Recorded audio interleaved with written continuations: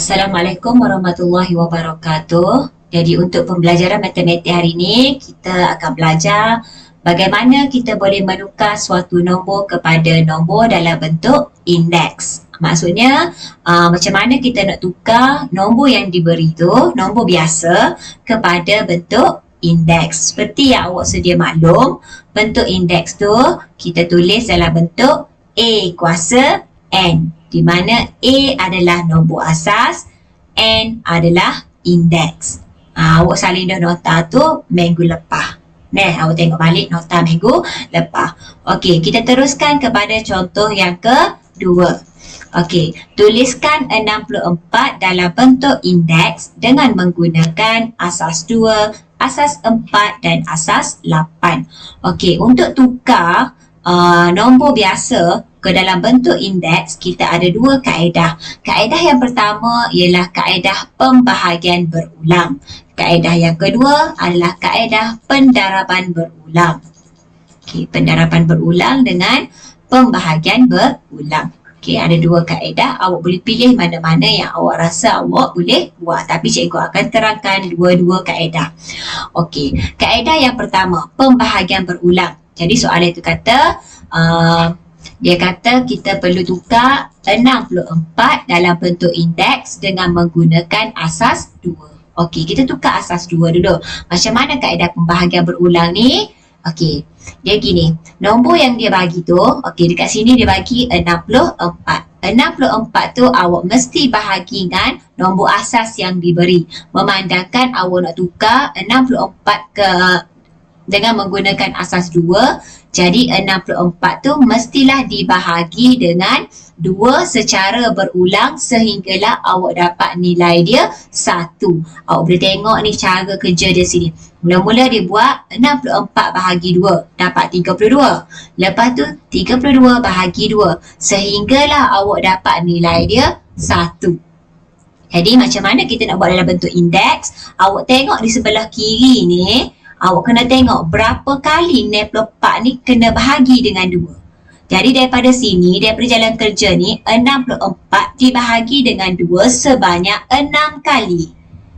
Jadi jawapan dia kita nak tulis dalam bentuk indeks. 64 sama dengan 2 kuasa N, di mana 2 adalah asas dia, 6 adalah indeks dia. Indeks dia kita ambil di sebelah kiri ni. Okay, seterusnya kita tengok bila 64 kita nak guna asas 4. Sama juga macam tadi. Sekarang 64 dibahagi secara berulang dengan 4 sehinggalah awak dapat nilai dia 1. Tengok jalan kerja dia ni. 64 bahagi 4 awak dapat 12. Lepas tu 12 bahagi 4 dapat 4. 4 bahagi 4 dapat 1. Bila awak dapat nilai dia 1, awak berhenti situ. Okey, jadi awak pun tengok. Kita nak buat dalam bentuk indeks, kita tengok berapa kali 64 tu dibahagi dengan 4. Jadi daripada sejalan kerja yang kita buat ni, kita bahagi 64 dengan 4 sebanyak 3 kali. Jadi N dia sama dengan 3. Jadi cara nak tulis jawapan dia adalah 64 sama dengan 4 kuasa 3. Di mana 4 adalah asas dia, 3 adalah indeks dia. Okey, seterusnya kita tengok 64 tukar dalam bentuk indeks dengan menggunakan asas 8. Jadi 64 kita mesti bahagi 64 dibahagi secara berulang dengan 8. Jadi bahagi sampailah awak dapat nilai dia 1. Jadi nak tulis dalam bentuk indeks, kita tengok 64 bahagi dengan 8 berapa kali. Jadi daripada jalan kerja kita bahagi 8 sebanyak 2 kali.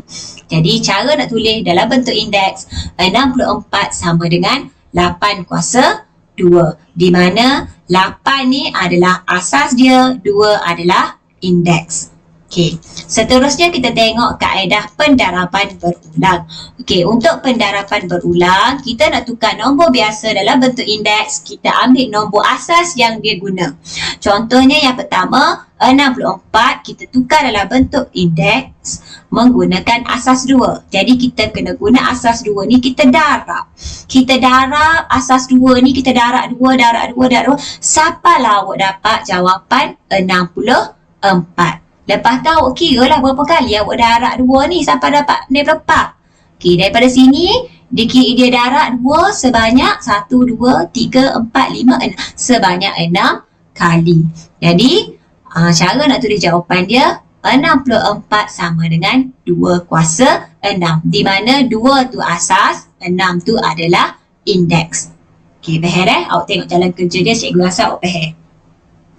Okey, seterusnya 64 kita nak tukar dalam bentuk indeks menggunakan asas 4. Okey, memandangkan kita guna kaedah pendaraban berulang, kita ambil asas 4 tu, kita darab sehinggalah awak dapat nilai 64. Jadi kita darab 4 darab 4 darab 4 sebanyak 3 kali barulah kita dapat 64. Jadi jawapan dia kita nak tulis dalam bentuk indeks 64 sama dengan 4 kuasa 3. Di mana 4 adalah asas, 3 adalah indeks. Boleh faham Okey, seterusnya kita tengok bila 64 kita nak tukar kepada asas 8. Jadi kita darablah 8 tu sampailah awak dapat jawapan 64. Daripada sini kita darab 2 kali sahaja. 8 darab 8. Jadi daripada sini kita terus dapat 64. Jadi cara nak tulis dalam bentuk indeks 64 sama dengan 8 kuasa 2. Di mana 8 tu adalah asas, 2 adalah indeks. Okey, boleh faham Okey, seterusnya kita tengok contoh yang ketiga. Okey, contoh yang ketiga dia bagi dalam bentuk pecahan. Sama je deh. Okey, kita tengok. Tuliskan 32 per 3125 dalam bentuk indeks dengan menggunakan asas 2 per 5. Okey, dia bagi sini ada 2 kaedah juga. Okey, kita tengok kaedah pembahagian berulang. Bila guna kaedah pembahagian berulang untuk soalan pecahan, dia pecah, dia buat sasa. Mula-mula dia kira 32 dulu. Lepas tu barulah 3125. Okey, 32 ni awak bahagi dengan 2. Apa bahagi 2? Sebab awak tengok dah 32 di atas. Asas yang diguna adalah 2 per 5. 2 duduk atas. Jadi 32 tu awak guna asas 2. 3125 duduk bawah. Awak tengok asas yang duduk bawah yang ni kita kena tukar ni adalah 5. Jadi kita guna asas 5. Mandai? Ikut kedudukan dia dah. Okey, jadi mula-mula 32 kita tukar kepada asas 2. Jadi awak bahagilah 2 sampailah awak dapat nilai dia 1. Lepas tu awak tengoklah tepi dia tu. Berapa kali awak bahagi 2? Jadi daripada sini 5 kali kita bahagi 2. Jadi maksudnya indeks dia 5 lah. Okey, seterusnya hak bawah pula 3125 kita bahagi dengan 5. Sebab asas yang nak guna adalah 5. Bawah tu. Okay, kita bahagi 5 sampailah awak dapat 1. Lepas tak kira lah berapa kali awak bahagi 5 tu sampai awak dapat 1 tu. Okay, sama. 5 juga. Jadi cara nak tulis dia dalam bentuk indeks 32 per 3125 sama dengan kurungan 2 per 5 tutup kurungan kuasa 5. Di mana 2 per 5 ni adalah asas, 5 hak atas ni adalah indeks. Apa dia buat dalam kurungan? Sebab dia pecahan. Bila pecahan, kita buat dalam kurungan. Kalau dia negatif pun, kita buat dalam kurungan. Okey, seterusnya kita tengok kaedah pendaraban berulang. Okey, pendaraban berulang kita tengok asas dia, kita nak tukar asas 2 per 5. Jadi kita kena darab 2 per 5 sampailah kita dapat jawapan 32 per 3125. Kita darab je lah, darab macam biasa. 2 per 5 darab 2 per 5. Lepas tu darab 2 per 5 sampailah awak dapat 32 per 3125. Jadi dia darab berapa kali tu? 2 per 5. Kalau awak tengok daripada jalan kerja dia, dia darab sebanyak 5 kali 2 per 5 tu. Jadi cara nak tulis dia 32 per 3125 sama dengan kurungan 2 per 5 tutup kurungan kuasa 5. Di mana 2 per 5 adalah asas, manakala 5 hak kecil atas ni adalah indeks. Gini. Seterusnya cikgu nak awak buat uji minda 1.1 B. Okey, cikgu nak awak buat dalam kertas pun tak apa deh. Okey, nanti lepas dapat jawapan, awak snap gambar jawapan awak tu bagi ke cikgu untuk cek.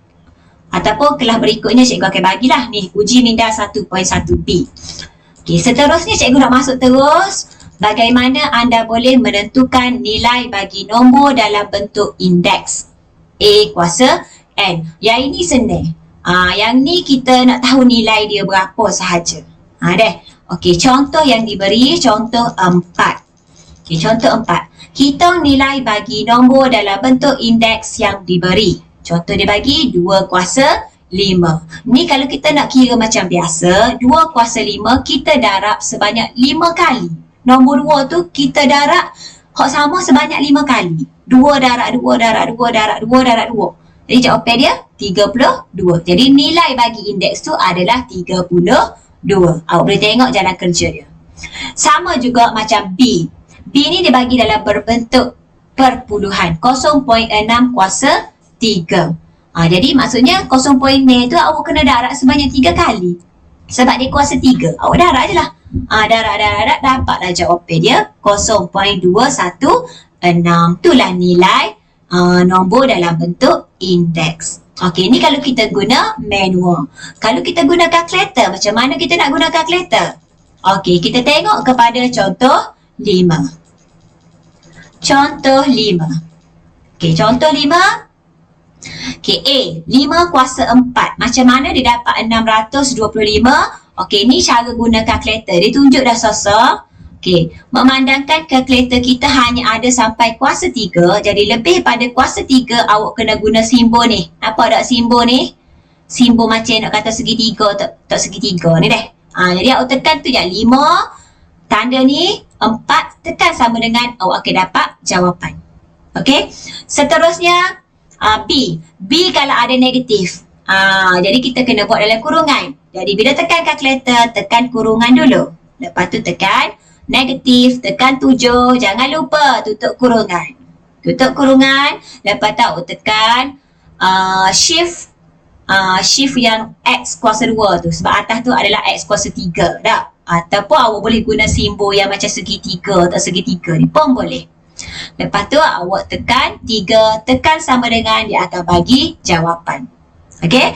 Sama juga macam C, D, E. Awak ikut step yang dia bagi ni. Boleh faham? Okey, jadi hijau awaknya. Cikgu nak satu lagi awak buat uji minda 1.1C. Cikgu nak awak buat belaka A sampai H. Dah. Boleh guna kalkulator yang nombor 1 ni dah. Okey, jadi hijau awaknya ada 2. Uji minda 1.1C dan uji minda 1.1B. 1.1B ni awak boleh guna mana-mana kaedah yang awak rasa awak faham. Awak nak guna kaedah pembahagian secara berulang ataupun awak nak guna kaedah pendarapan secara berulang pun boleh. Mana-mana pun boleh. Cikgu terima. Okey, itu sahaja untuk hari ini. Jawapan cikgu akan bagi next class. Terima kasih.